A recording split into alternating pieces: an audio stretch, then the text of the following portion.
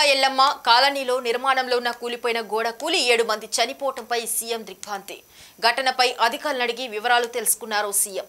తప్పిదం ఉన్న వారిపై కఠిన చర్యలు తీసుకోవాలని సీఎం ఆదేశించారు. కుండపోత వర్షం పడటంతో ఒక్కసారిగా గోడ కూలినట్లు తెలిపిన అధికారులు భవనానికి పక్కనే ఉన్న సెంట్రింగ్ పనిచేసే కార్మికుల్లో 7 మంది మృతి చెందగా మరో 4గురికి గాయాలైనట్లు తెలిపారు అధికారులు. చనిపోయిన వారు ఒరిస్సా, ఛత్తీస్గఢ్ రాష్ట్రాలకు చెందిన వారిగా గుర్తించారు అధికారులు. చనిపోయిన వారిలో 4 సంవత్సరాల బాబు, 1 మహిళ, 4 పురుషులు ఉన్నారు. చనిపోయిన కుటుంబాలకు ప్రభుత్వం అండగా ఉంటుందని సీఎం హామీ ఇచ్చారు. గాయపడిన వారికి సరైన వైద్య చికిత్స అందించాలని అధికారులను ఆదేశించారు సీఎం రేవంత్ రెడ్డి. ఎట్లా జరిగింది ఈ ఘటన? నిన్న రాత్రి బలమైన గాలులు మరియు వర్షానికి ప్రహరీ గోడ కూలి పక్కనే నివసిస్తున్న భవన కార్మికులు 7గురు మృతి చెందడం జరిగింది. ఈ సంఘటనలో 6గురు గాయపడడం జరిగింది. గాయపడిన వారిని ఇమీడియట్గా రాత్రి మన ప్రైవేట్ హాస్పిటల్లో జాయిన్ చేయించి మెరుగైన వైద్య సహాయం అందించే ఏర్పాట్లు చేయడం జరిగింది. వారంతా ప్రస్తుతం సురక్షితంగా ఉన్నారు. ఈ సంఘటనలో చనిపోయిన 7గురికి రాత్రి మున్సిపల్ సిబ్బంది, పోలీసు మరియు ఎన్డీఆర్ఎఫ్ వాళ్ళు వచ్చి వారి మృతదేహాలను గాంధీ హాస్పిటల్కు పోస్ట్మార్టం నిమిత్తం పంపించడం జరిగింది.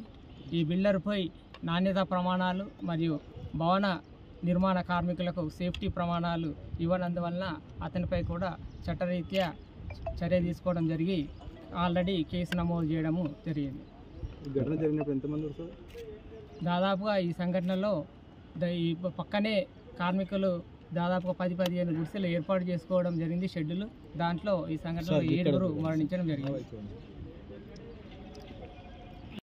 నాణ్యత ప్రమాణాలు పాటించినందువల్ల బిల్డర్పై తప్పకుండా కఠిన చర్యలు తీసుకోవడం జరుగుతుంది. ఆల్రెడీ పోలీసు వారిచే క్రిమినల్ కేసు కూడా నమోదు చేయడం జరిగింది. ప్రతిసారి వర్షాకాలంలో ఇటువంటి ఘటనలు జరుగుతూనే ఉన్నాయి. ఇటువంటివి మళ్ళీ పునరావృతం కాకుండా భవిష్యత్తులో ఇటువంటి సంఘటనలు పునరావృతం కాకుండా అన్ని డిపార్ట్మెంట్ సమన్వయం చేసి ప్రభుత్వము తగిన చర్యలు చేపట్టడము జరుగుతుంది.